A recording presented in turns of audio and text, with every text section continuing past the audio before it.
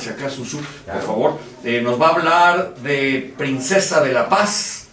Parece ironía, pero la ciudad de Jerusalén, pues es el significado, Princesa de la Paz, pero yo creo que es de la paz, porque lleva 2000 años Zunzunegui en guerras y en problemas y en repartirse los territorios, y muy doloroso lo que ha pasado en Jerusalén, pero el tema continúa de la primera parte que hicimos la semana pasada. Zunzunegui y yo, usted sabe, Zunzunegui es desmayista, historiador, escritor, cantante, conferencista, va por el mundo investigando, camina el Camino de Santiago y además platica en el programa.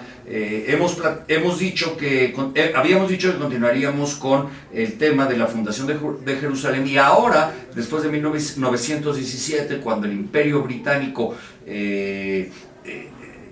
se queda con la administración de Jerusalén, hacia 1948 la ONU decide crear el Estado de Israel. ¿Y qué pasa a partir de esa época? Así que nos vamos a 1917, Sunsu, para hacer un resumen. Pues sí, porque además lo anterior pues ya lo vimos justo la semana pasada.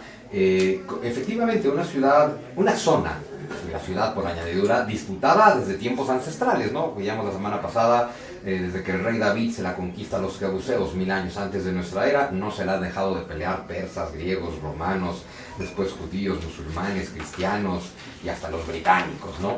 Su posición es estratégica, esa es básicamente la condena de Jerusalén, que es terrible, bien lo dices, ¿no? En hebreo y en arameo, Yarushalom, Princesa de la Paz, los árabes a la ciudad de Jerusalén le llaman Al-Quds, que quiere decir la santa o la sagrada, y pues es muy triste que no ha sido ni pacífica ni sagrada. Ese es básicamente el tema, ¿no? Bueno, pues como vimos la semana pasada, en 1917 es cuando los británicos toman Jerusalén en la Primera Guerra Mundial. Recordemos, se la toman al Imperio Turco, el Imperio Turco que administra Jerusalén desde 1517 hasta la Primera Guerra Mundial.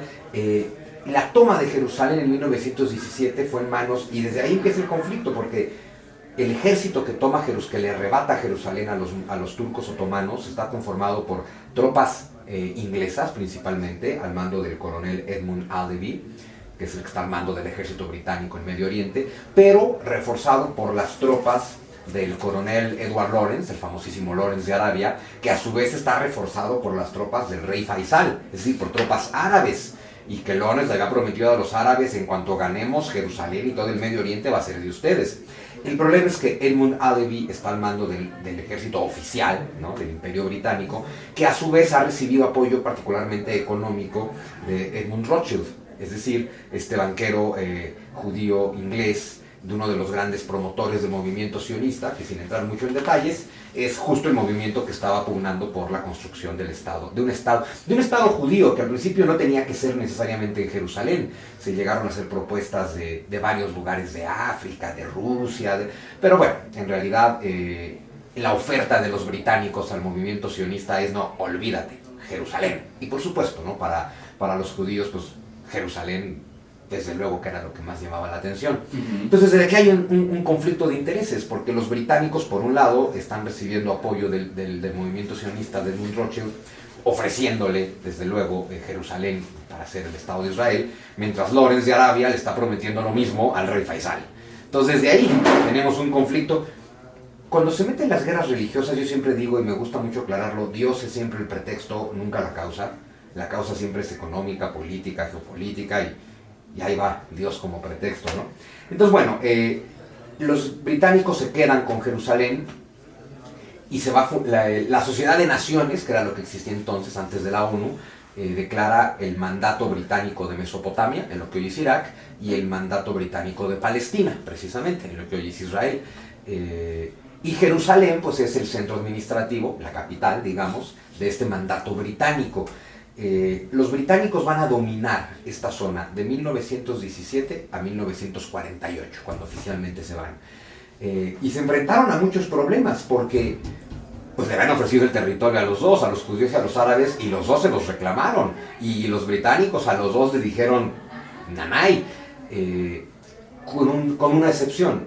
A los árabes sí les fue muy mal, porque pues los árabes llegaron con esta postura, los árabes llegaron a Damasco, que es lo que les dijeron que iba a ser su capital, que luego los británicos se la dieron a los franceses, y cuando los árabes reclamaron, oye, pues es que a mí Lawrence de Arabia nos dijo que esto era nuestro, la postura del imperio británico es, no, pues Lawrence estaba loco, Lawrence de Arabia, no, oye, pero a ver, ¿qué te firmó? ¿Dónde está un papel con el sello de su majestad? ¿No? Y claro, la postura del rey Faisal es, nos dimos la mano. O sea, claro. O sea, lo cual, claro, para un árabe, y en esa época además se entiende, entonces nos dimos la mano, o sea, fue un acuerdo de caballeros, pero pues los británicos son todo menos caballeros, aunque nombren tantos caballeros, ¿no? Y aunque tampoco había un acuerdo formal con Edmund Rothschild, sí se va a institucionalizar cuando el ministro del Exterior británico, Lord Balfour, emite la famosa declaración Balfour, una carta en 1917 donde dice muy escuetamente: el gobierno de su majestad verá con buenos ojos el establecimiento de un estado judío en torno a Jerusalén. 1947. No, 17. O sea, desde el 17, aunque les están diciendo, no te voy a dar el territorio todavía, pero le mandan una cartita a Rothschild diciéndole, pero sí te lo vamos a dar.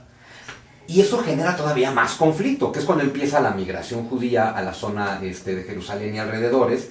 Y entonces va a haber un desastre porque vas a ver grupos paramilitares de entrada, de judíos y de árabes, no entre ellos, sino contra los ingleses.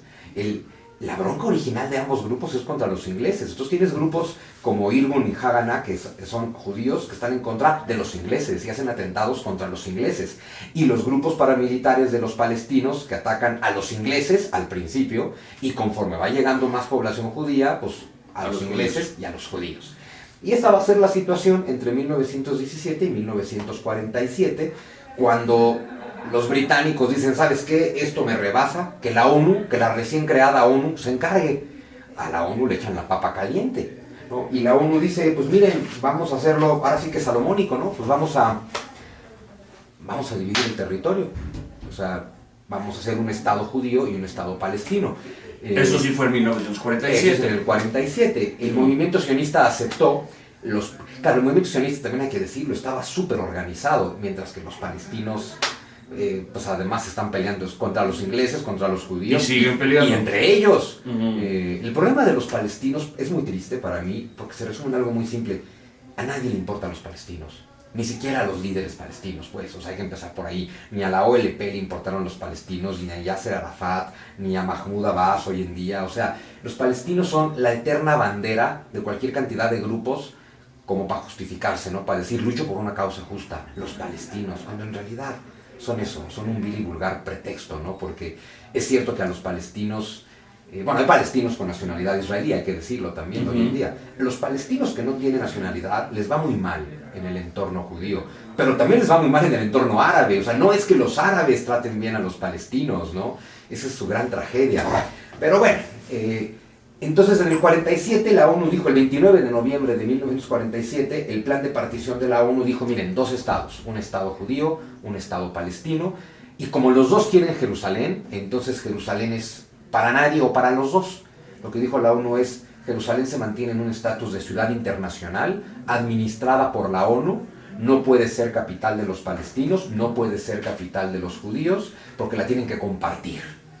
Y bueno, en ese estatus quedó Jerusalén. La situación es que, esto fue en el 47, después en el 18, es cuando 1948, los británicos terminan su mandato, se van, y es cuando el 14 de mayo del 48 David Ben-Gurión proclama la existencia, ¿no?, del Estado de Israel, con Jerusalén como capital, y bueno, pues eso comienza con un mitote tremendo otra vez. Déjame aclarar por qué estamos tratando este tema, Suso. Resulta que el presidente Trump decidió que iba a establecer la embajada de Estados Unidos en Jerusalén, cuando todos los gobiernos integrantes de la ONU habían acordado que estarían en Tel Aviv.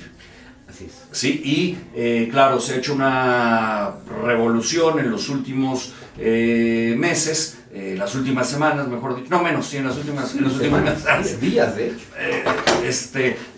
Por el tema de Trump. ¿Qué va a pasar? Volvemos para que Susu nos dé la perspectiva histórica de lo que está pasando en Jerusalén. Soy Eddie Warman, siempre 88.9.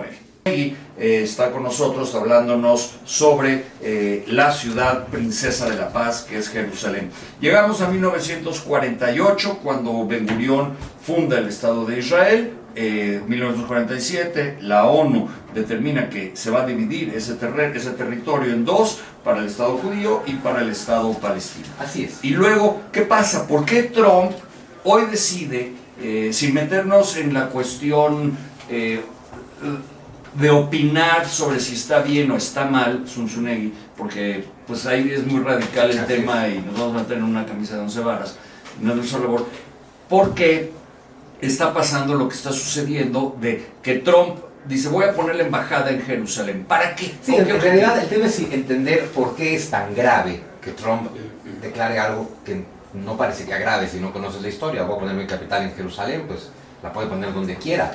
El tema es justo este, ¿no? Que en el 47 es cuando la ONU dice dos estados. Entonces hacen un mapa donde dividen lo que debe ser Israel y lo que debe ser Palestina. Con capital, con Jerusalén como ciudad internacional administrada por la ONU. En mayo del 48, el 15 de mayo expira el mandato británico. El día anterior, 14 de mayo, o sea, justo cuando los británicos se están terminando de ir, es cuando David Ben-Gurión dice, proclamamos el Estado de Israel, con capital en Jerusalén, dice él. Ahora, el Estado de Israel que él proclama, obviamente, solo puede ser dentro de... Aunque los palestinos no aceptaron el plan de división de la ONU, los judíos sí. Entonces, cuando Ben-Gurión dice, proclamamos el Estado de Israel, obviamente se asume que ese Estado es únicamente en el territorio que el plan de partición de la ONU le daba a Israel. En la otra mitad del territorio es como decir, bueno, cuando se funde el Estado palestino, este será el territorio. O sea, el tema es que sigue sin haber Estado palestino, ¿no?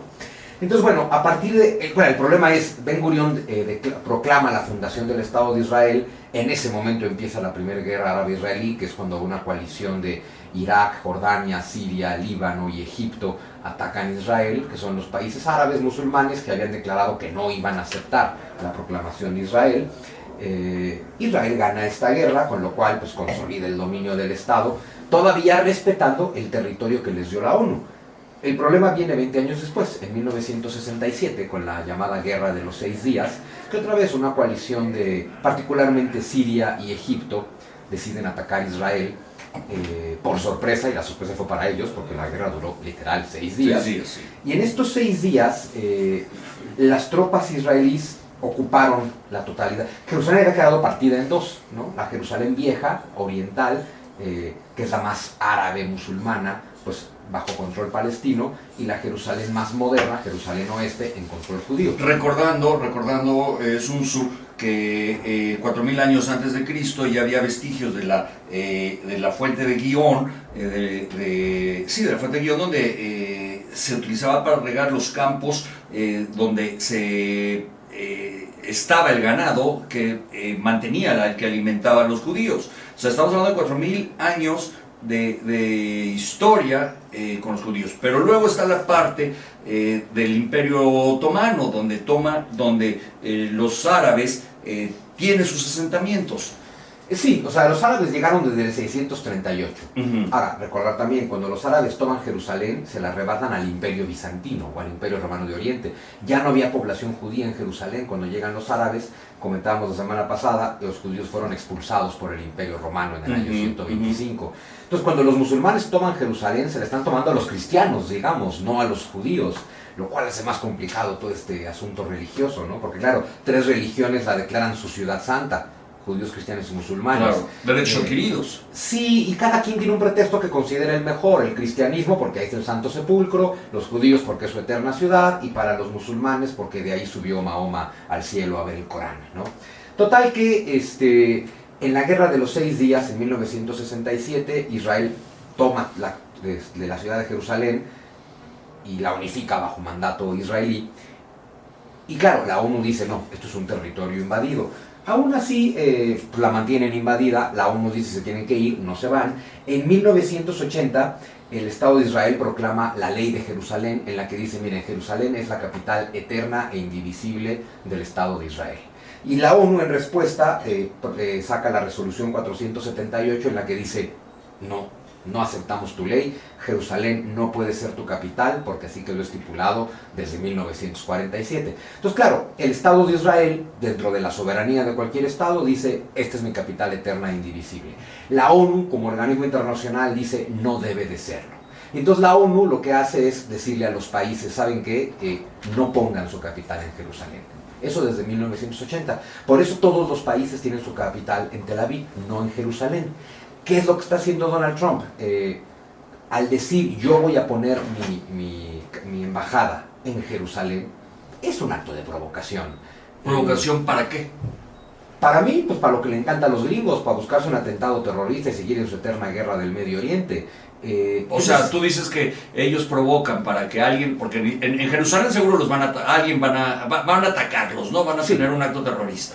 Y ese acto terrorista va a provocar que Estados Unidos invada al país de origen del acto terrorista. Como yo no confío en los gringos, más bien te lo diría así, Jerusalén. Ni en los ingleses. Lo que dice Trump es pongo mi embajada en Jerusalén. Supongamos que la pone. Los propios gringos, si hacen su atentado como acostumbran, echen la culpa a quien se le dé la gana y siguen con bueno, eso no lo podemos comprobar. No lo podemos comprobar, por supuesto. Entonces toda Europa dijo, nosotros no vamos a poner capital en Jerusalén. Vladimir Putin ya declaró, Rusia tampoco va a poner capital embajada en Jerusalén. Trump este 6 de diciembre dijo, yo voy a poner mi embajada en Jerusalén. Creo que se va a llevar más años hacer eso que lo que le queda a Trump de gobierno. Aquí lo importante no es si lo hacen o no, es la provocación. A lo mejor no quiere saber quién puso el muro de los lamentos, con dinero de quién. A lo mejor es lo que quiere investigar, oigan, este muro que ha aguantado tanto. Déjame ir a Noticias e Informe Vial y volvemos con el restaurante Arturos y concluimos con Zunzunegui. No, Susu, ¿dónde te localizamos para acabar pronto? Básicamente, como siempre, tanto en Facebook como en Twitter, como JM Sunso. Así de fácil. Así de fácil.